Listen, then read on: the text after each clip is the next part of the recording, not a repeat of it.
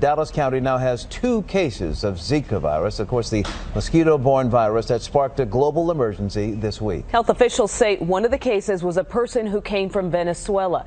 The other case was sexually transmitted right here in North Texas. We're working to find out if the 2 are connected. Health and wellness reporter Sonia Azad joins us now with much more information. Sonia, this is rare. That's exactly right. It's very rare. And first of all, we want to stress that the Zika virus is not deadly, but it has been linked to birth defects. So in this Dallas County case, the CDC says there is no risk of a developing fetus, or to a developing fetus.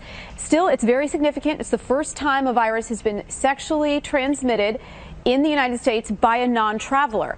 Now, according to the Dallas County Health Department, the person who is infected here, one of them, contracted the virus from a sexual partner who recently traveled to Venezuela.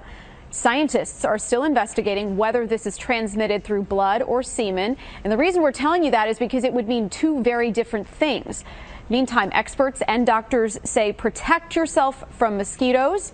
Don't travel to the affected areas in Central or South America, Mexico, or the Caribbean if you're pregnant or if you're trying to get pregnant in the next few months.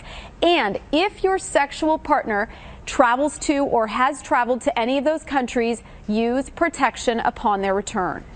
If a person is traveling to one of those 26 countries that have been declared by the Pan American and World Health Organization to be transmitting the disease, mostly in the Caribbean and South America, they should use condoms for their sexual contacts until they are well beyond the period where they could have acquired it or transmitted it. The incubation period is probably 1 to 2 weeks. So if you've been back 3 weeks or 4 weeks, you're probably not at risk any longer.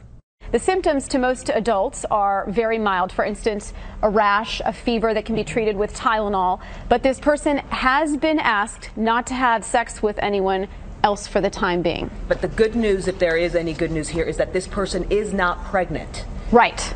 No threat to any fetus. Because as we know, the danger really is to the fetus of a mother-to-be, because it can cause brain defects, it can cause microcephaly, which causes children to be born with smaller heads. So that's the real danger here. That's why so much over and over we're hearing pregnant women who are trying to get pregnant should not travel to these affected areas.